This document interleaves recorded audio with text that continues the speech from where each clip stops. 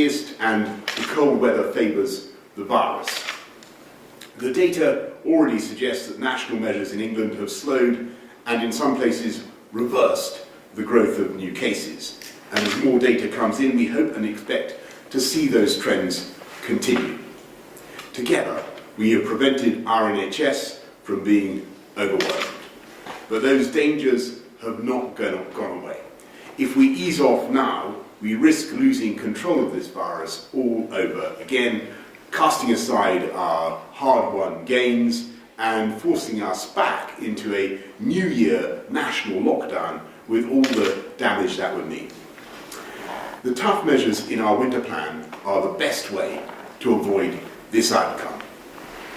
All our friends around the world are grappling with the same question of how to keep people safe without retreating into a winter of hibernation. In Italy, there's a nightly curfew. In Germany, hospitality will remain closed until the 20th of December, and in France until the 20th of January. Across the whole of the UK, measures remain in place to control the virus. Under our winter plan, England will return to a tiered system of local restrictions. Our decisions on which area enters which tier are based on public health advice according to 5 indicators. Cases across all ages, especially the over 60s, the rate by which cases are rising or falling, the percentage of those tested in a local population who have COVID, and the pressure on the NHS. We're publishing data packs setting out the reasons behind the decisions in each area. To find out how this affects you, log on to gov.uk, where all the information is available. I'm sorry to confirm that from Wednesday, most of England will be in the top 2 tiers with the toughest measures. And I know that this will bring a great deal of heartache and frustration, especially for our vital hospitality sector, our pubs, our restaurants, our hotels, in so many ways the soul of our communities, and which continue to bear a disproportionate share of the burden. I really wish it were otherwise. But if we're going to keep schools open, as we must, then our options in bearing down on the disease are necessarily limited. What we will do is continue taking every possible step to protect jobs and livelihoods across the UK. These tougher tiers strike a balance. They're sufficient to continue driving the virus downwards, but it's important to recognise they're less intrusive than the current national measures. In all tiers, shops, gyms, the leisure sector, hairdressers, other forms of personal care, places of worship will reopen. You will no longer be instructed to stay at home, though you should continue to work from home if you can.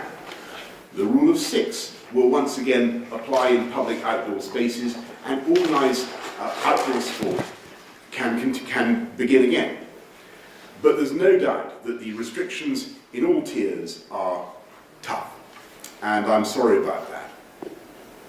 While the data is beginning to improve, the virus is still prevalent, and the faster we drive it down, the faster we can lift restrictions. And that's exactly what these new tiers are designed to achieve.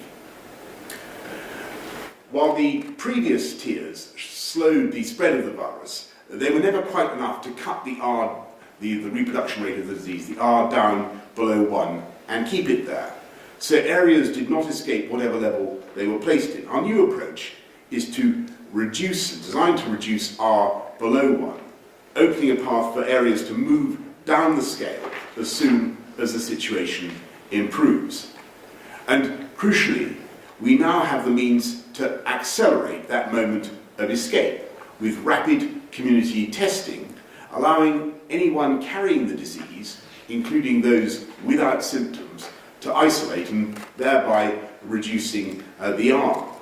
And the truth is that at least 1 in 3 people with COVID have no symptoms at all and may be spreading the disease without even knowing that they've got it. The only way to identify them and protect everyone is through mass testing. And Liverpool shows what can be achieved. In Liverpool, in the space of 2.5 weeks, over 240,000 tests have been conducted. And together with the effect of the national restrictions, this has helped to reduce the number of cases in Liverpool city region by more than 2/3. So, having previously been in Tier 3, Liverpool city region and Warrington will now be in Tier 2. This is a success story which we want other parts of the country to replicate. So we'll work with local government, with public health leaders and our fantastic armed forces to offer community testing to Tier 3 areas as quickly as possible, opening the way for them to follow Liverpool's example. Now, testing on this scale is untried, but in due course, if it works, where people test negative, it may also be possible for families and communities to be released from certain restrictions, even if their home area stays in Tier 3. The allocation of tiers will be reviewed every 14 days, starting on the 16th of December. So, your tier is not your destiny. Every area has the means of escape, and I have no doubt that together we can get through this winter, suppress the virus until vaccines come to our aid, and then reclaim our lives and all the things that we love. I'm now going to ask Patrick to go through some of the slides, and we'll go to Chris. Thank you very much, Prime Minister. This is the first slide showing the estimated number of people testing positive in England over time. So this is from the Office for National Statistics survey, and it runs from August through to November.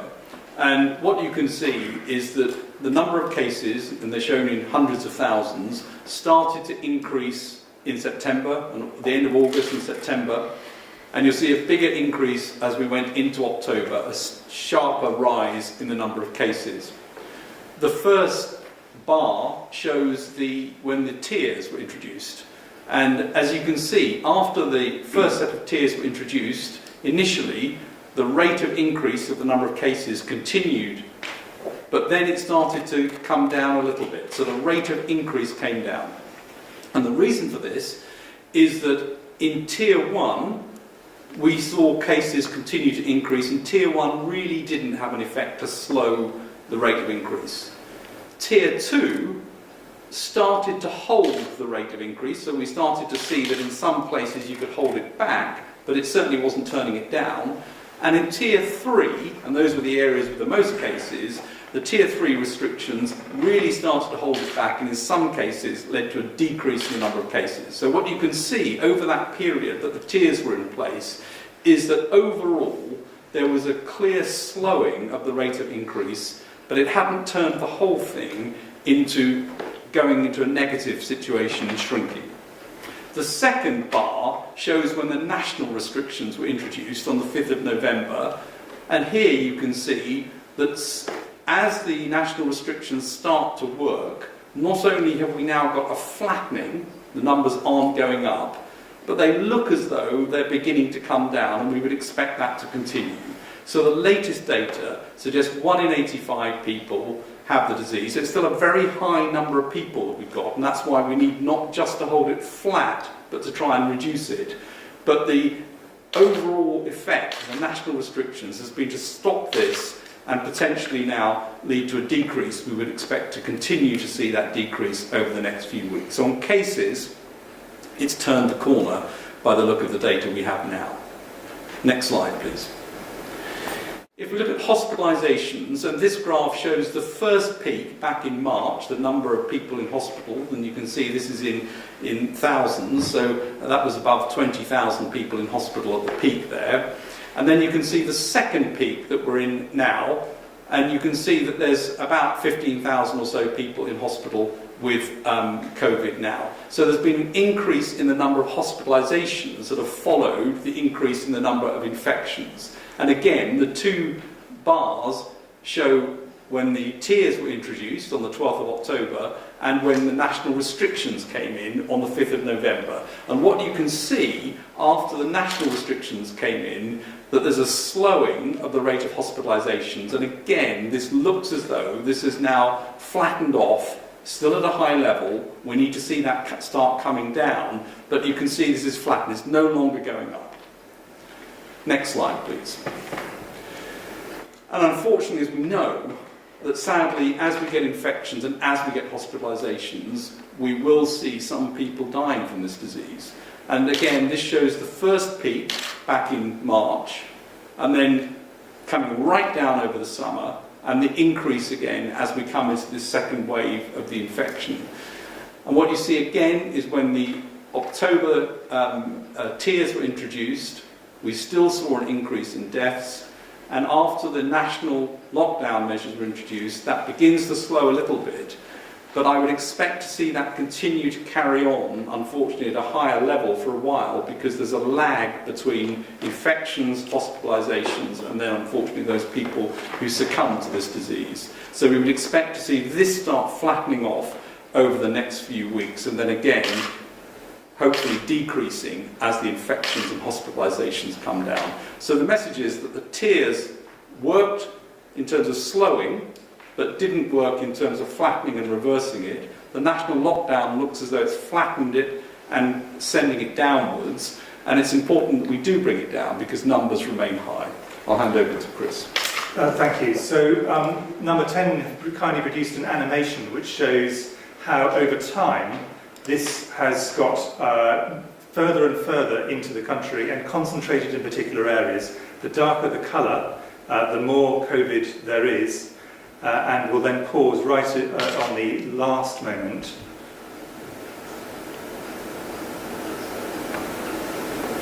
And this is where we are at the moment. And as you can see, things were beginning to lighten in some of the areas all around the country, but there remain some areas, quite a number of areas, with really very high rates indeed. Many of them coming down, not absolutely all of them. And if we can go on to the next slide, final slide, please. What you then have is a process of looking at all the data, and these are the things which the Prime Minister was talking about in his speech, looking at the rates of people in all ages. Then we take a look at the second look at the rates in people over 60, because those are the group who are most likely to translate into people who go into hospital, into the NHS, and who die. We also have to look at the rate at which things are changing. So, for example, in many areas of the north of England now, the rates are very high but are beginning to fall, or are falling consistently. But there are some areas, for example, in parts of Kent, where the rates are still going up. We look at the positivity rate, what proportion of people tested are positive, because that is important in case we're not testing enough. And then, importantly, we also look at what the pressure is on the NHS in each of the different areas. So how much problems are there in hospitals, what proportion of the beds are taken up, are people having to cancel routine operations, or even considering having to cancel more urgent care. So these are the things that we're taking into account technically and getting advice from local public health experts from around the country, and then that is what goes into making the decisions on the tiers, which ministers make the final decisions on.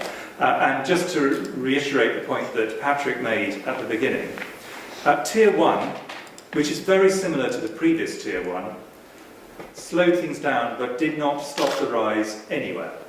So the reason why Tier 1 at this time of year, with the current measures we currently got before we have any vaccines, is relatively limited, is almost certainly anywhere that goes into Tier 1 will rise. And the only places that are there are places with very low rates at the moment. Tier 2 looks as if it is strong enough to hold the line, so stop things rising, but not reliably to pull things down. And Tier 3, we think, based on previous experience, is strong enough to pull things down from a higher peak. So the two situations in particular, three situations we've used this, is if there's a lot of the virus around, it needs to come down. if the NHS locally is under a lot of pressure, or if the rates are beginning to rise, despite everything that's there. And these are the things that feed into the decisions that ministers finally take.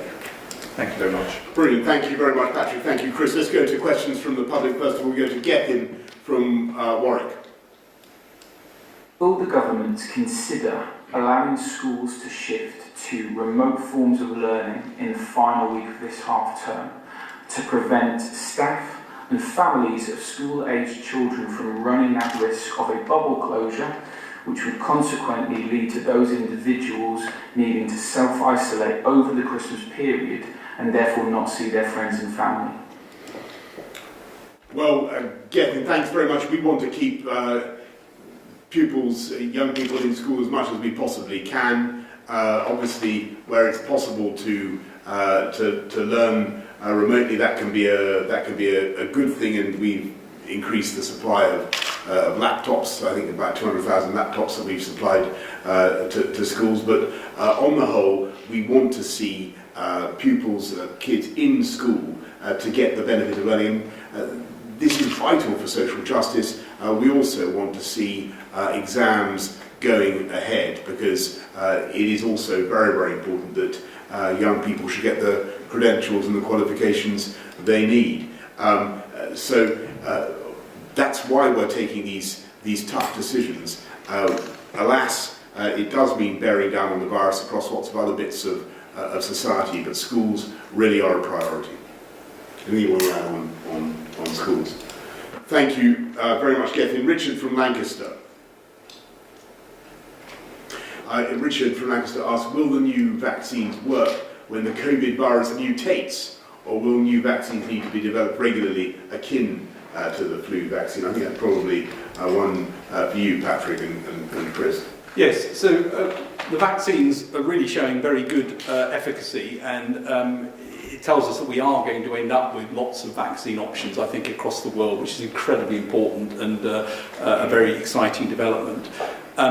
Viruses do mutate as they replicate. This virus doesn't mutate as often as, for example, flu virus does, but it does mutate.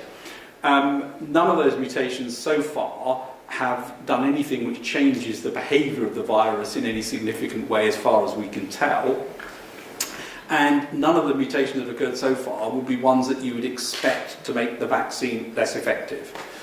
But it is possible that as the vaccines work and they put pressure on the virus, that the virus mutates and other forms arise which would require new vaccines in due course. So I don't think it's the case that the vaccines that we've got now will be the vaccines that we use forever. We may have to get new ones that adapt to the changing virus, but what's very clear is that with these different technologies and the different approaches, it is possible to make vaccines, and after all, a new flu vaccine is made every year because of mutations, so it's possible to make those changes. But at the moment, there's nothing to suggest that there's any mutation which would make the vaccines ineffective.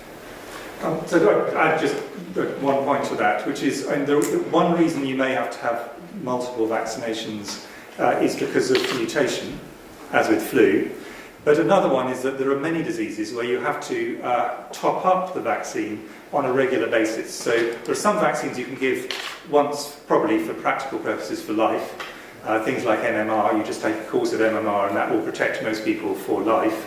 But there are some, many vaccines, for example, travellers take, you would have to take every 2 or 3 years, because immunity begins to wane and you need to top it up again. So there are two possible reasons we may have to have a situation where people are not vaccinated just on one course of vaccination, but we may have to repeat it subsequently. Thank you both very much, and thank you, Richard. Let's go to Laura Kuhnsberg of the BBC. Thank you, Prime Minister. Some people watching tonight might wonder what's going on. You've said this week that people will be able to travel all over the country at Christmas, which of course will bring risks, but now you're clamping down again. What was the point of the national lockdown in England over the last 4 weeks if more people are moving into tougher restrictions than before? And if I could ask the medics, would it be preferable and safer in your view if more people were in Tier 3? And are you concerned about some doubts being raised about the Oxford vaccine? Well, Laura, it's very, very important for everybody to understand that what's happening next week from midnight on Tuesday to Wednesday, this is not continuing the lockdown. On the contrary, across all tiers, shops will be open, hairdressers, personal services will be open, gyms will be functioning, places of worship will be open for communal worship as well. So this is a very different thing. But what we've got to do is keep our eye on the prize and remember that in just a few months we will have a vaccine. I'm absolutely convinced of it now, and I'm convinced that Chris has finally talked me into it, that by April things genuinely will be much better. But what we want to avoid is relaxing now too much, and taking our foot off the throat of the beast now when we've got it pretty much where in a much better place than it was before the autumn measures came in. So there is a substantial relaxation across all tiers, but we're not abandoning the fight yet, of course not, because we still, as I say, have long months ahead. And I think the strategy is balanced and it is right. And the key thing is that for those communities that are in Tier 3 and who feel that they've endured so much for so long, and who see weeks and months ahead of further hardship, and I'm thinking particularly of the hospitality sector, we now have this option, Laura, of mass testing. And I've been going on about this for weeks and weeks, but it is there. We saw in Liverpool how it definitely helped. Listen to what Joe Anderson is saying today. It definitely, and I thank the people of Liverpool for what they have done. It helped to bring the R down, to bring the rate of infection down. And that is something that I think people can take great heart and confidence from. That's something that we will make available throughout the worst affected areas for communities to take up. And that's, again, like the vaccine, that's something that's very different from the world that we were in just a few weeks ago. In terms of the tiering, I think something we've all said repeatedly is there are damaging things that happen everywhere we go. If we do too much, then we end up damaging socially, economically, in a variety of different ways, which are really obvious to people. And if we do too little, then the virus gets out of control, R goes above 1, and it starts to increase again. And what we're trying to do the whole time is do the least damaging thing we can possibly do. And therefore, the way we've done this on this occasion, and there will have to be some adjustment, we hope downwards primarily, but there will have to be over time, is to try and only put places into Tier 3 where the rates are either high or rising. If they are broadly stable or falling from a relatively low base, but we think they would rise again and they go into Tier 2. And we are keen to avoid doing anything we do not have to do, but at the same time to do enough to ensure that we keep R below 1. And that's the reason why things are in the tiers they are at the moment. Because safety is not just about COVID. Safety is about the whole package of everything that is to do about health and wider society.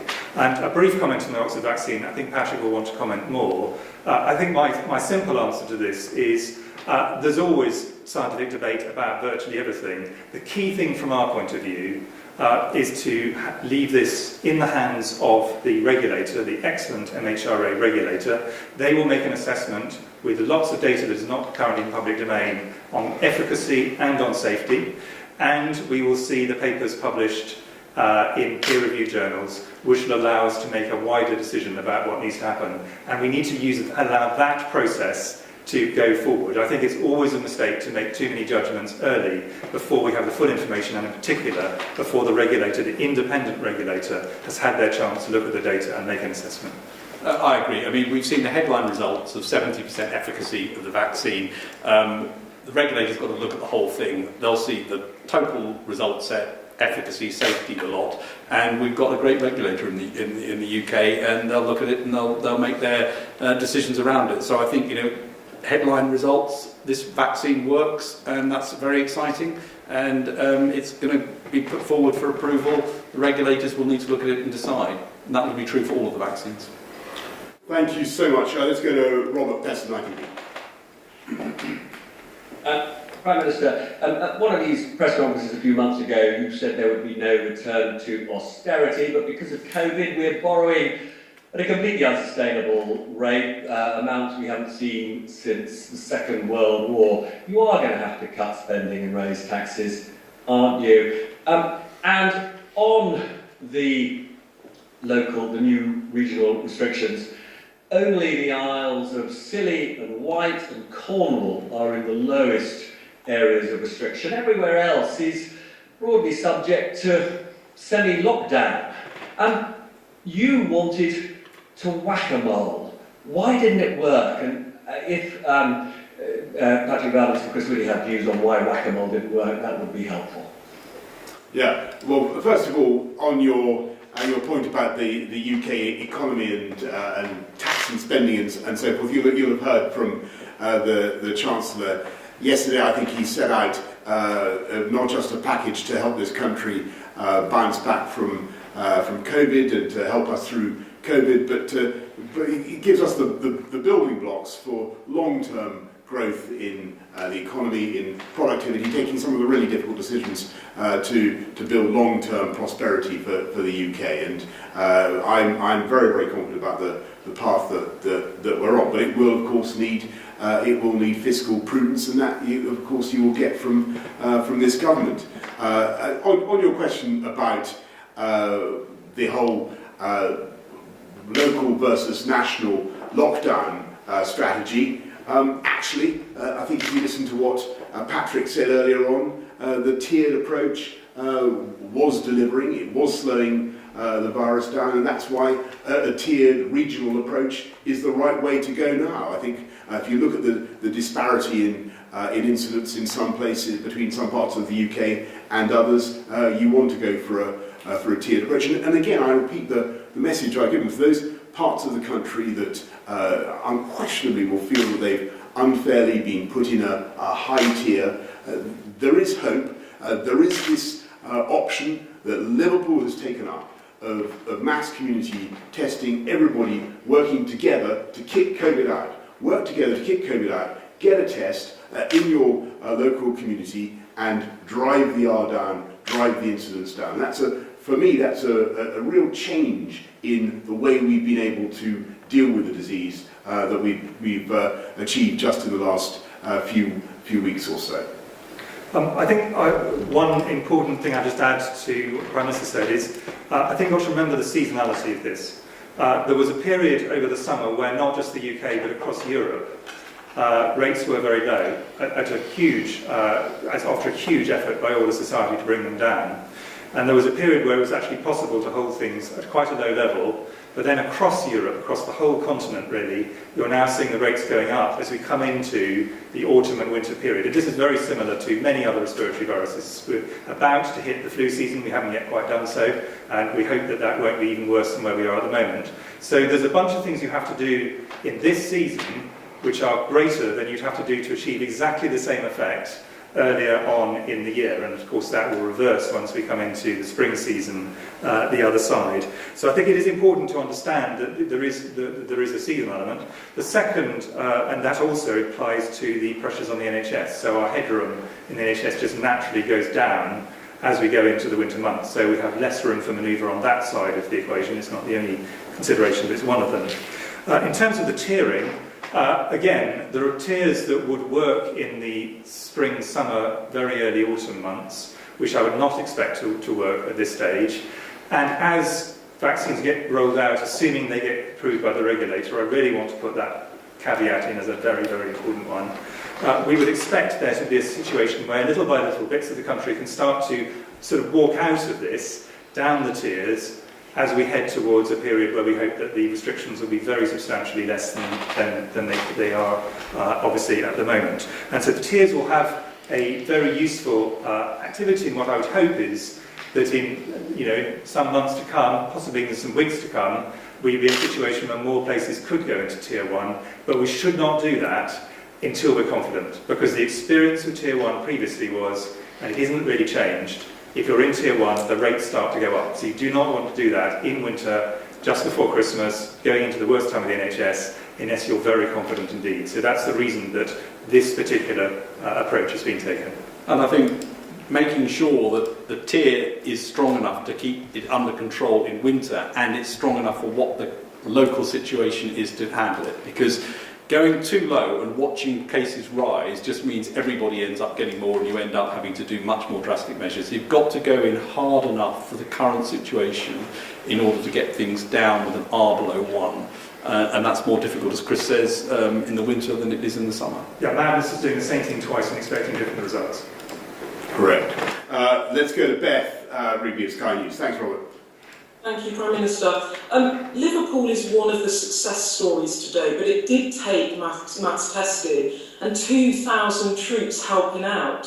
So how are you going to deliver maths testing to 40% of the population? Are you going to have to deploy the entire British Army? And to the scientists, Professor Whitty and Sir Patrick, Professor Whitty, you said earlier this week that loosening at Christmas comes with a risk.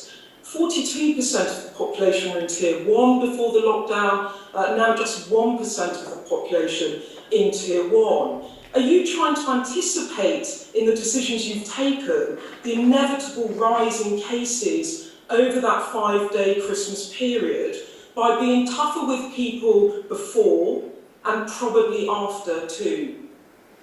Yeah, Beth, really good question about mass testing and how it works. And I don't want to, oversell how easy it is to do this. It depends on strong local leadership of the kind we've seen in Liverpool, and real spirit in the community who want to do it. And it's also got to be stressed that it's only part of the panoply of interventions that you need to defeat the disease. You've also got to make sure that you're following the guidance and doing all the right things, as the people of Liverpool were, and indeed people are doing across the country. So it can definitely help.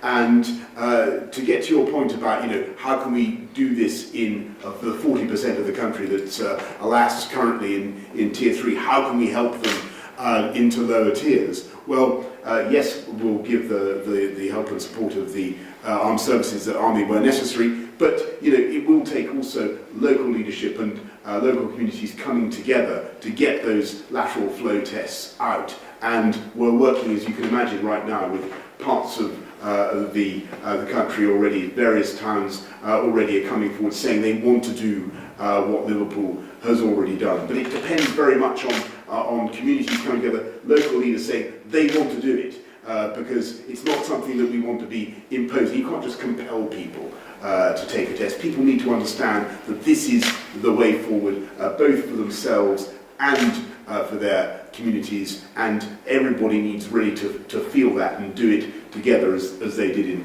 in Liverpool. But where there is local will, as there is in Doncaster or Barnsley and places like that, we're certainly working hard to get it done. And you're right about the 2,000 troops, but we will make sure that we have adequate numbers of personnel to get it done. The key thing will be making sure over the months to come that we have enough lateral flow tests. And I can tell you that at the moment we've got huge stocks of them right now that we've bought in, and which we hope eventually to make them in this country ourselves. In terms of Christmas, Christmas will increase the risk. Everyone knows that, and that's not a secret at all. But that is not the only risk over this next period at all. So we're going into the beginning of the flu season very shortly, potentially. We've got the most difficult period for the NHS is always January and February, and March isn't particularly easy usually, for a whole bunch of reasons that everybody again knows, ranging from more pneumonias through to more slips and falls. So this is a time of extreme pressure. So it certainly is not a time of the year, leaving aside Christmas, where you'd want to be taking reckless decisions, because things are going to be fairly difficult, as we've all made clear, and the Prime Minister has repeatedly made clear, for several months now. And therefore we've got to do on that basis. So certainly we are anticipating Christmas is an element of that, but it is only an element. And I think something which really we must emphasise is the way to make sure that Christmas can both be enjoyed but does not lead to a very large kick-up in the virus is to make sure people are very serious going into it, follow the guidance, buy into it, take it really seriously during Christmas, don't do stupid things, don't do unnecessary things just because the rules say you can, think sensibly, and coming out of it, also be sensible. And people have been incredibly sensible, incredibly self-disciplined all the way through this, and all we really want to say is please continue that over this period. And that doesn't mean you can't enjoy yourself, it just means you've got to take these sensible precautions that I think most people really do understand. Brill, thank you very much. Dominic Yateman, Metro. Hi, Prime Minister. Is it fair that areas in Tier 3 hit by pub and restaurant closures will get support for those businesses, but none for the companies that depend on them? And one for the scientists, if I may. We've been told we have huge stocks of mass testing machines, and we've been promised a vaccine rollout within days of these tiers coming into force. Will people stick to these rules, do you expect, when the Prime Minister tells us we have our foot on the throat of the beast and the cavalry is now in sight?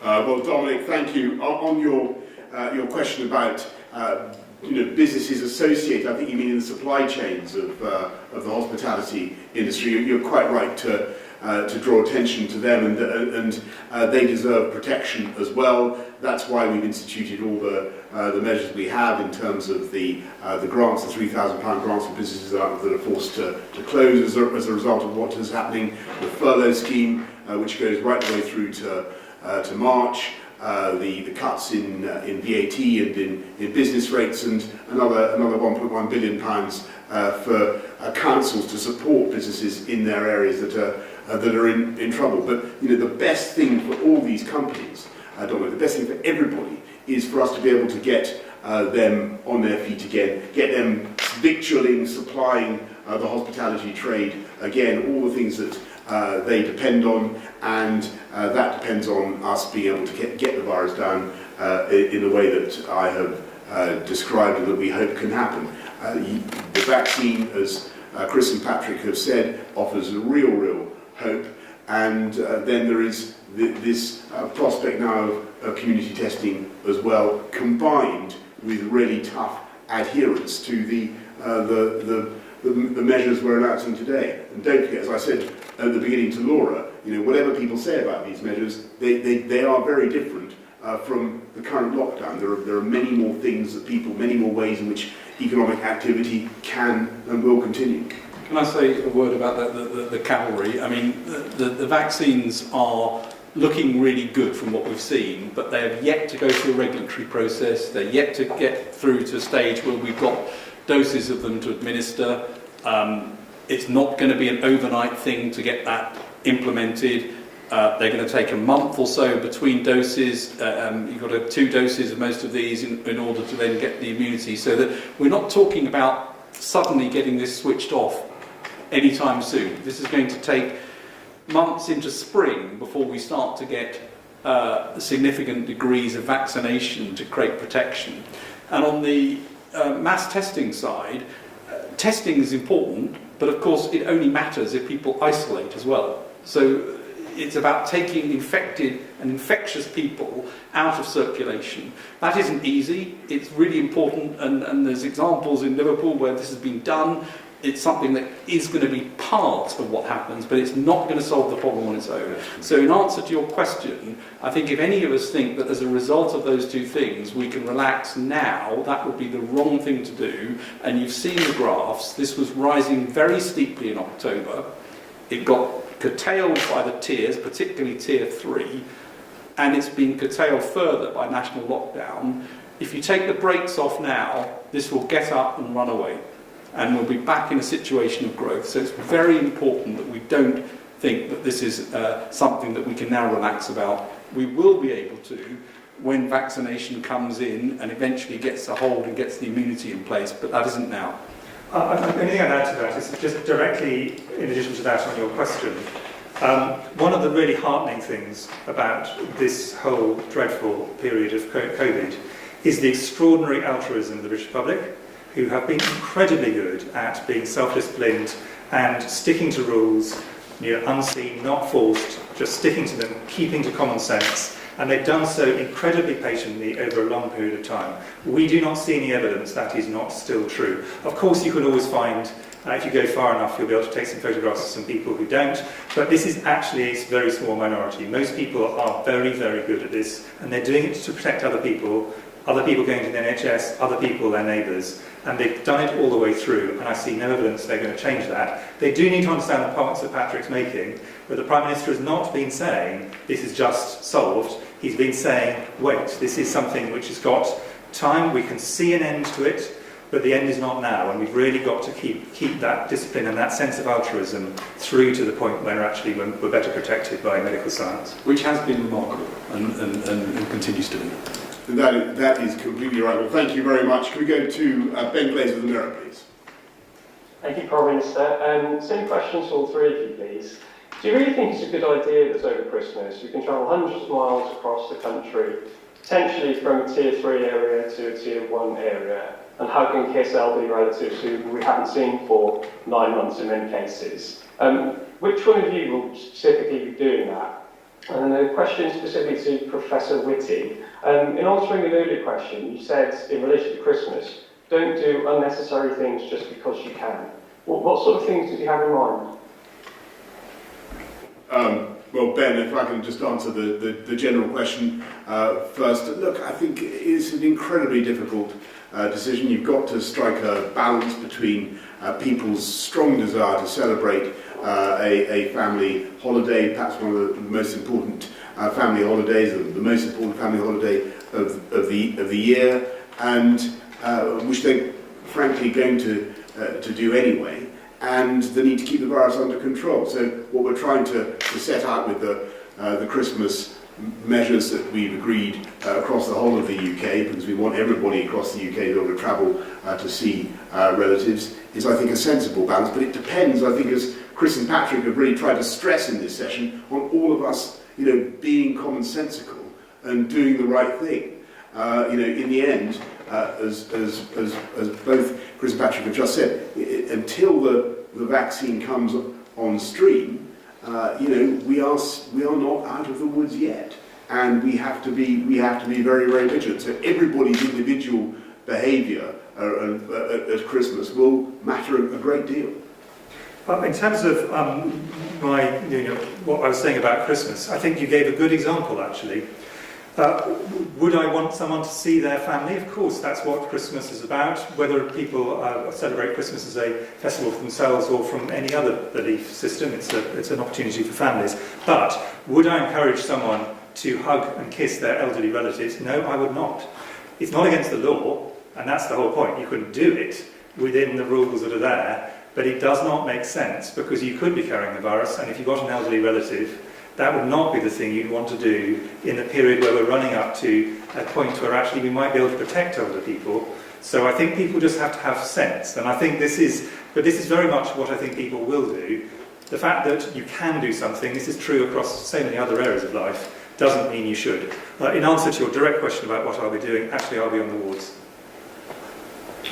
I think keep numbers down, don't do things that are unnecessary, as Chris said. Try to make sure that you avoid behaviours that would spread the disease.